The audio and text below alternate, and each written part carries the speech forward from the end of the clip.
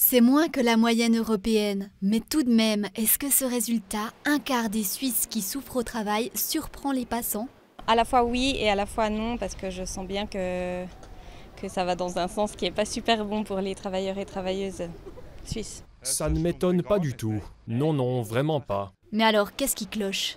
Dans tous les domaines, en fait, j'ai l'impression qu'on est de plus en plus stressé, compressé, de choses administratives. Tout doit toujours être fait rapidement et il manque du temps pour terminer les choses confortablement.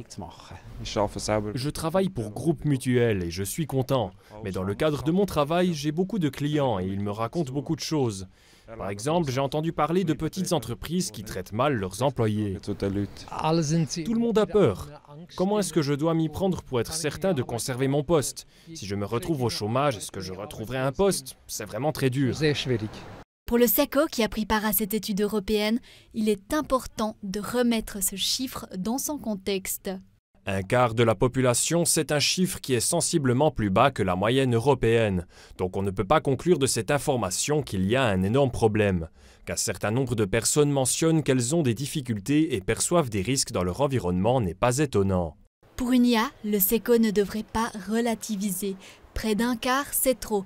Et ce qui est encore plus alarmant, selon Alain Thaler, c'est la part des employés souffrant de problèmes de santé, tels que des douleurs aux épaules, au dos, à la tête, qui s'élèvent à 37%. Là, à nouveau, en dessous de la moyenne européenne, qui se situe à 46%. De dire ouais, c'est pas si grave, je trouve, c'est bête. Encore une fois, 37%, c'est trop.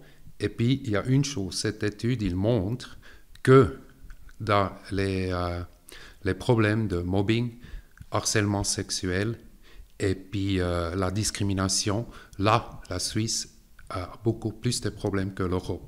Et puis ça, dans cette étude, c'est aussi inquiétant.